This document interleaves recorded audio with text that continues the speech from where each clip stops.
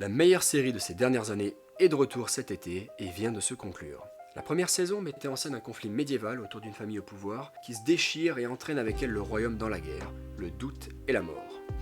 Avec un nombre d'épisodes plus court cette fois-ci et une structure bien différente, cette seconde saison de la série phare de HBO peut nous étonner mais reste toujours aussi riche et palpitante avec les deux camps émergents qui tentent de tracer leur chemin vers le trône de fer.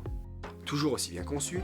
cette série nous offre une panoplie de décors, de costumes et d'effets spéciaux finement travaillés, enrichissant une splendide mise en scène qui allie de magnifiques plans et une grande place laissée aux acteurs et aux actrices pour briller. Le tout dans des épisodes de plus d'1 heure, bref, c'est de la grande qualité de série télé. Cette seconde saison mériterait d'ailleurs certainement qu'on s'attarde plus sur ses très nombreuses qualités, à l'image de son scénario qui est une nouvelle fois particulièrement étoffé, avec d'excellents dialogues, de subtils parallèles et surtout de riches développements de personnages. Les scénaristes prennent ainsi le temps de nuancer et de dépeindre leurs personnages sous des jours différents ou divergents, et de les développer en leur faisant dépasser leurs propres identités ou leurs propres objectifs au prix de graves conséquences pour le royaume, y compris certains personnages qui restaient jusqu'alors secondaires mais auront un rôle tout autant crucial dans la guerre à venir. Et c'est là le cœur des reproches qui lui sont faits, dans la guerre à venir. Car la guerre approche de plus en plus certes, mais on l'attend toujours. Or, la conclusion de la précédente saison et la progression de l'intrigue de cette seconde saison créent de plus en plus de tensions, ce qui fait que le public s'attend logiquement à rentrer plus dans le vif de la guerre. Or, cette seconde saison s'attelle surtout à mettre en place tous les pions sur l'échiquier en vue d'une saison 3 qui rentrera, elle, directement dans la guerre. Et de par les attentes qu'elle a créées, ainsi qu'un certain formatage du public, soyons honnêtes, qui fait qu'on a été habitué à attendre d'un final une résolution explosive, la saison 2, elle est inévitablement frustrante, et non pas décevante, attention, elle est frustrante de prime abord. Pourquoi de prime abord ? Parce que de 1, elle gagnera à être revue pour sa qualité intrinsèque, et surtout elle gagnera à être vue pour ce qu'elle est dans la structure globale de la série, à savoir une saison de transition. Là où la première saison posait les bases d'un conflit interpersonnel et intergénérationnel,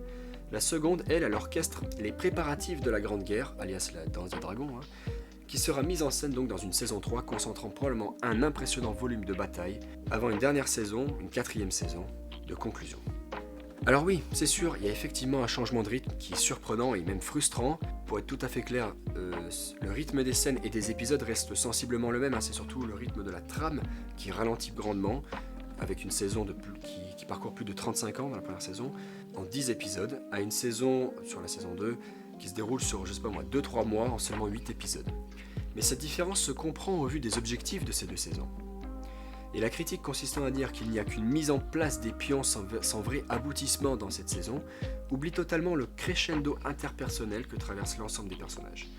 Le manque d'action sous-jacent est donc principalement dû à la structure de cette saison, plus lente et sans ellipse, plus qu'à une vraie baisse de qualité. Il n'y a qu'à comparer avec le reste de la concurrence sur le marché télévisuel du moment, pour voir la qualité de cette série. Or, on la compare plus avec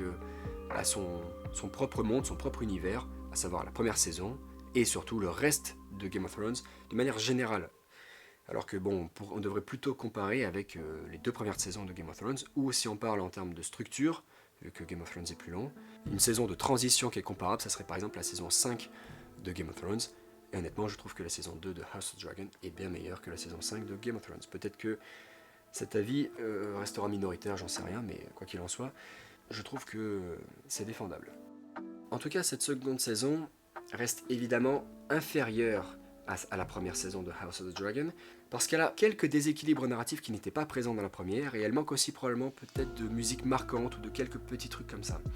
Mais pour rester dans ce cadre de la comparaison, elle est moins grandiose et époustouflante, ou tout simplement épique que la première saison, mais elle ajoute un nouveau volume d'une série particulièrement fine et riche, et reste une excellente saison de transition,